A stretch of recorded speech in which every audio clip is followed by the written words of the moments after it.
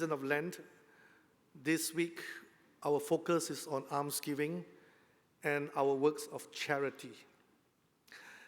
Now, almsgiving and charity involves giving to others in a form either materially or sometimes providing services for free.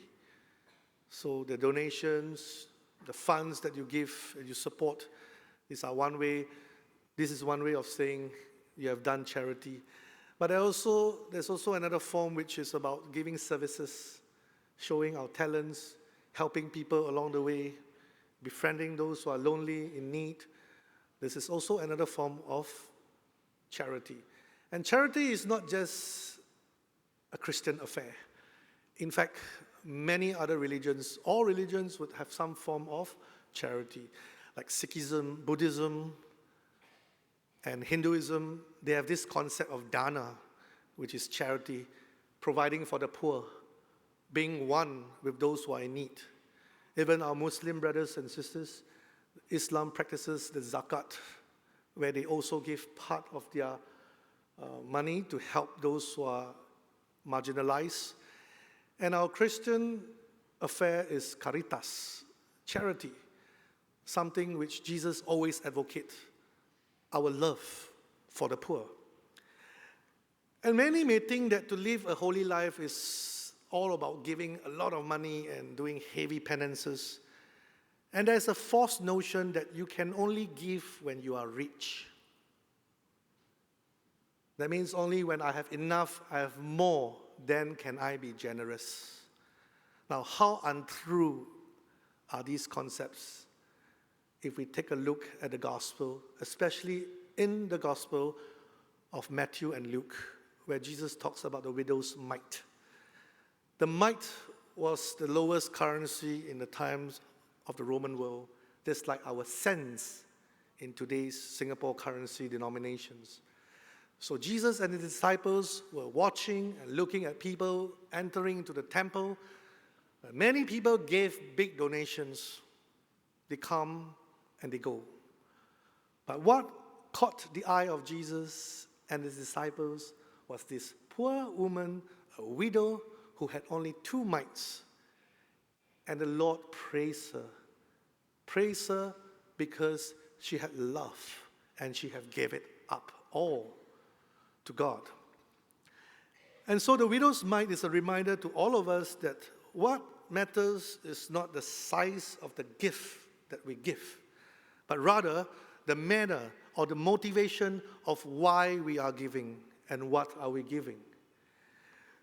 So the big gifts in the temple were surely noticed, but God looks at the heart of this poor woman. And Jesus said she has given more than anyone else in that day. So as a matter of fact, there's no one who is so poor as to have nothing to give. And I'm sure all of us here have given at some point or another. But perhaps, do we always have that spirit of the widow? We may give, but do we have that motivation and spirit like the widow?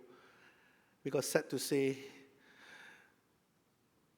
I heard from a parish priest, unknown, undisclosed, telling me about how people would donate things to his church, to the St. Vincent de Paul's Society.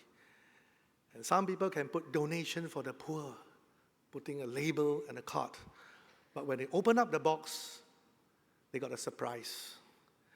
Somehow they felt, should these things be ended up in the garbage bin? Clothes that are torn, without buttons, faulty zippers, empty cans, expired canned food. These are the things that have been given to St. Vincent de Paul. And to add insult to injury, these people call them donation. And not just churches, Salvation Army and other organizations. I have heard people saying that people just dump things that they don't want. Now that is not almsgiving. That is called spring cleaning or garbage clearing. Throwing away the things that I don't want and expecting other people to use it. A question in mind, will you use the thing that you throw? My checklist is, if I don't want to use it, I will not advocate another person to use. I might as well throw it away. So here they are disposing it, hoping that the church will carry that sin of throwing things away. And so having to spend much time sorting out what is needed for the poor, they also have to spend a lot of time sieving out what is meant for a National Environment Agency. So my dear friends, to fit into the kingdom, the conversion of heart matters. We are called to be generous and loving, especially to the needy, bearing in mind that the poor belongs to God as well, and they have dignity. Dignity to receive what you and I eat on the same table, what you and I wear from day to day. So in no way should they be belittled.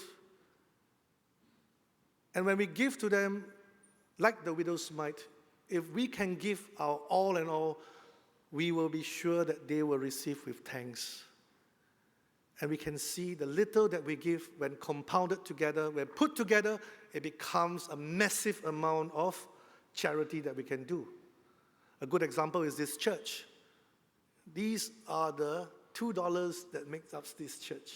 The $2 that you give some people who save from their lunch in season of Lent, those who have downgraded their holiday plans, some would just save up for a couple of months and give that plentiful to whoever they need.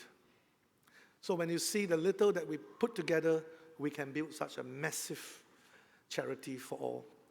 And this church, mind you, is not made of cheap and kucing kurap products, like your seats, your pews, the floors, the columns, the walls. It's meant to last for a long time, for decades and decades and decades, hopefully a century. You and I won't be here. But the quality of our giving, the thoughtfulness, will last certainly for a long time. So giving not out of excess, giving something that is precious. When we give, it is also to practice anonymity, giving, not to let our left hand know what our right hand is doing. That's what St. Paul says. And like the widow, when we give everything that we could, we would please God, and that we can continue his mission, where he loved the poor, and we should also love the poor. And like the widow who gave everything quietly, when we don't talk about it, when we silently give, our donation and our gifts will be heard in heaven. And my dear friends, for everyone who have this intention of doing good, let us also follow the footsteps of Mary and Jesus, who gave their lives for the gospel, for men's salvation, for people to be healed, to be restored. And if they have not given, have not shown the example of giving, we would not be able to learn this true and authentic attitude of charity. So may Mary and Jesus continue to live in our hearts, to teach us to serve our neighbors who are in need.